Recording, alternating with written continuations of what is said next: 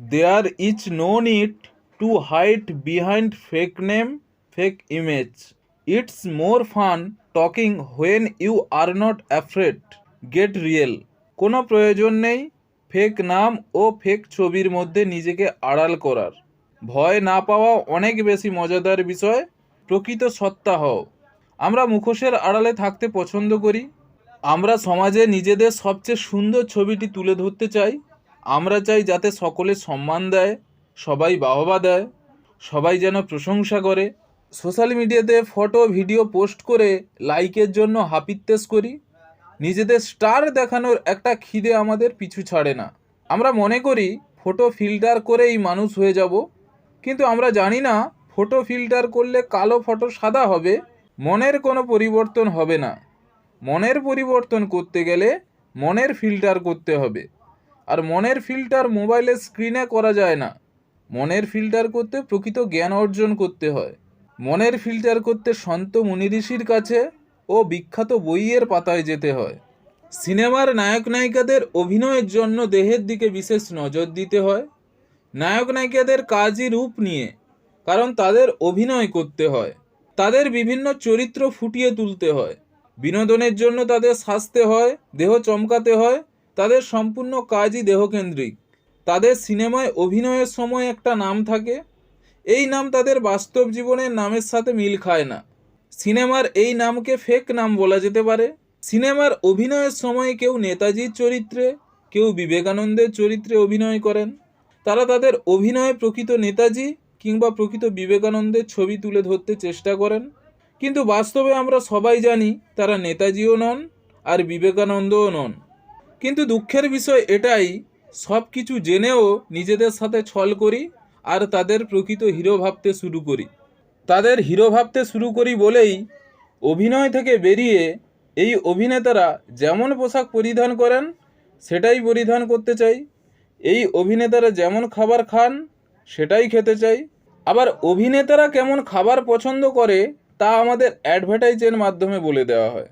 আমরা তো অ্যাডভার্টাইজমেন্টের আসল মানে কি জানি না, আর জানলেও না জানার ভান করি।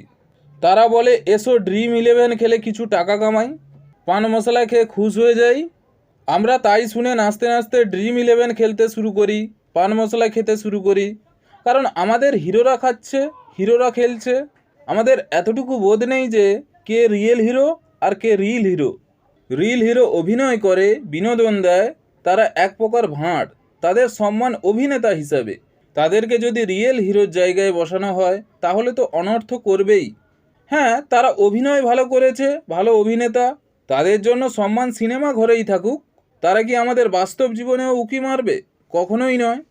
যাদের সম্মান দেওয়ার কথা তাদের আমরা সম্মান দিই না। যারা দেশের জন্য, মানব জাতির জন্য হাসি মুখে ফাঁসিতে ঝুলেছেন, হাসি মুখে বিষের পেয়ালা মুখে তুলেছেন, তাদের বিষয়ে জানি না, তাদের লেখা বই পড়ি না। আর যারা সিনেমায় চায়ের পেয়ালায় চা খেয়ে বিষ পান করার অভিনয় করছে তাদের নিয়ে মাতামাতি করি। যারা বর্ডারে প্রাণ দিচ্ছে দেশের জন্য তাদের বিষয়ে জানার কোনো ইচ্ছে নেই, কারণ তাদের বিষয়ে তো আর খুশির রস পাওয়া যায় না। কিন্তু যারা হাজার সিকিউরিটির মধ্যে দেশের জন্য মিথ্যে প্রাণ দেওয়ার অভিনয় করছে তাদের জন্য গর্বে আমাদের বুক 500 ইঞ্চি ফুলে উঠছে।